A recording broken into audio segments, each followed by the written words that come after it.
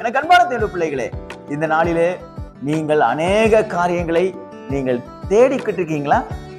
தேடுனதெல்லாம் கிடைக்காம ரொம்ப மன வருத்தத்துல மனசு உடைஞ்சு போய் இந்த வருஷம் ஃபுல்லா நான் தேடினேனே, ஒண்ணுமே கிடைக்கலையே, இந்த மார்ச் மாசம் வந்துருச்சு, என்ன பண்ண போறேன் அப்படின்னு யோசிச்சுட்டு இருக்கீங்களா? கர்த்தர் இன்னைக்கு உங்க கூட பேசுகிறார். அநேக விண்ணப்பங்களை தேவனுடைய சமூகத்துல வைத்து வைத்து வைத்து அழுது கொண்டிருக்கீங்கல்ல, அதற்கு கர்த்தர் இன்னைக்கு உங்க கூட என்ன சொல்லுகிறார் பார்க்கலாமா? எஸ்ரா எழுதின தீர்க்கதரிசன புத்தகம் 8ஆம் அதிகாரம் 23ஆம் வசனத்தை நான் உங்களுக்காக வாசிக்கிறேன் பாருங்கள்.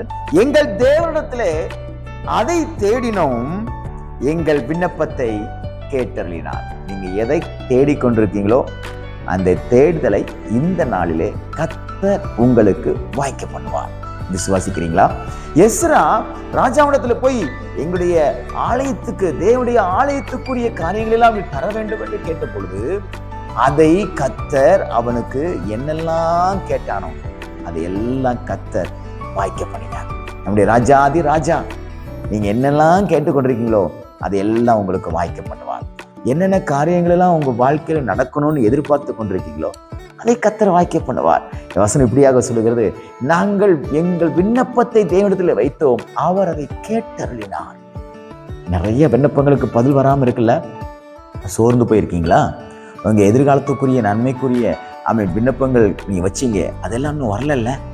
என்னென்ன காரியங்களுக்கெல்லாம் நீங்க ஜெபித்து கொண்டிருந்தீங்களோ உங்க ஜெபத்தை கர்த்தர் நாள்ல கேட்டு, என்னென்ன காரியங்களுக்கெல்லாம் கர்த்தர் இன்னும் பதில் தராமல் பதில்கள் தாமதமாகி கொண்டிருக்கிறதோ அவைகளுக்கு இன்றைக்கு கர்த்தர் அவைகள் பதில் தருவார்.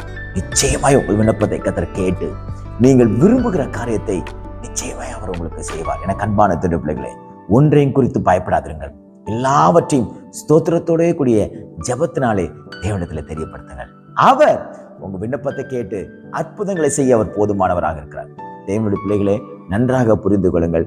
மனுஷன்ட்ட நம்ம தேடி போவோம்னா மனுஷன் நம்மளை அவமானப்படுத்துவான், அதெல்லாம் தர முடியாதுன்னு சொல்லி நம்மளை ரொம்ப சீப்பா எடை போடுவான். ஆனா நீங்க கர்த்தர் இடத்துல நீங்க தேடி போனதுனால, கர்த்தர் இடத்துல நீங்க என்னெல்லாம் தேடி வந்தீர்களோ, என்னென்ன காரியங்கள்லாம் தேடி கொண்டு இருக்கிறீர்களோ அத்தனையும் இந்த நாளிலே கர்த்தர் உங்களுக்கு வாய்க்கப்படுவார். எஸ்ரா ஒரு தேவனை அறியாத ஒரு ராஜாவிடத்துல போய் கேட்டுக்கிறான்.